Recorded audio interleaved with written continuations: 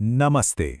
आज हम तीन बहुत ही खौफनाक कहानियों के जरिए ये समझने की कोशिश करेंगे कि आखिर एक भूतहा कहानी का असली सार क्या होता है। तो एक भूतहा कहानी आखिर बनती कैसे है? मतलब अचानक से डराने वाले सीन्स और खौफनाक संगीत के अलावा वो कौन सी चीजें हैं जो किसी कहानी को सच में दिल दहला देने वाला बना देती हैं? चलिए आज इसी की तह तक चलते हैं।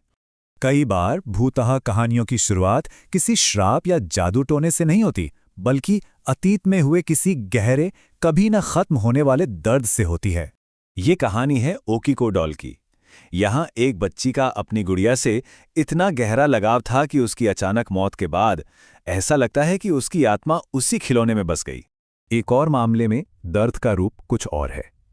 यहाँ एक माँ का अकेलापन इतना बढ़ जाता है कि वो साथ पाने के लिए एक अलौकिक रास्ते पर चल पड़ती है। लेकिन हर कहानी अतीत की किसी त्रासदी से ही नहीं उपजती। कभी कभी दूसरी दुनिया का दरवाजा हम जिंदा लोग ही अनजाने में खोल देते हैं।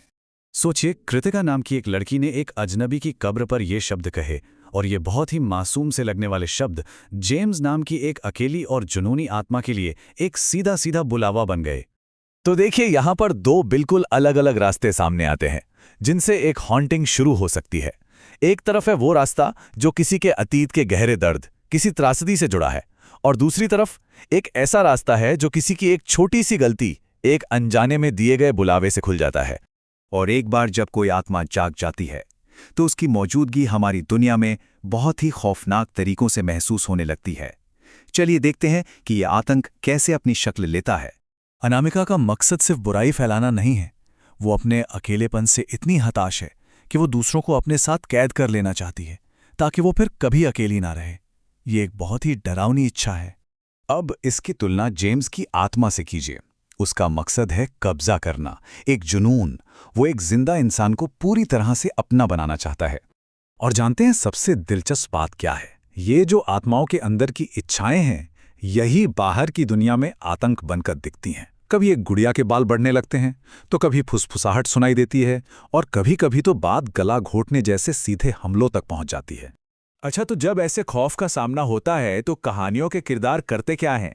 इन आत्माओं से निपटने के रास्ते भी बहुत अलग अलग हैं। सोनिया का तरीका बिल्कुल एक जासूस जैसा है। वो इस हॉन्टिंग के क्यों को समझना चाहती है।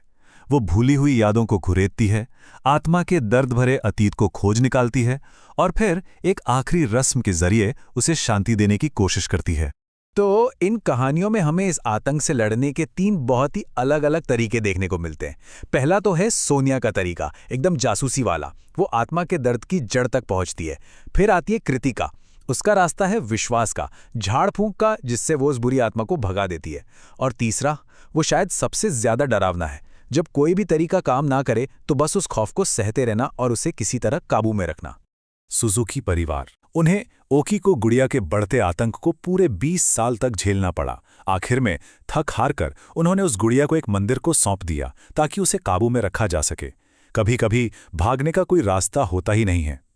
और यहीं पे आकर एक बहुत ही अजीब, परेशान करने वाला सवाल खड़ा होता है। क्या ये कहानियां सच में आत्माओं की मुक्ति के बारे में है, या फिर ये हमारे अपने सबसे गहरे डर की कहानी है? वो डर जो भुला दिए जाने का है, हमेशा के लिए अकेले रह जाने का डर।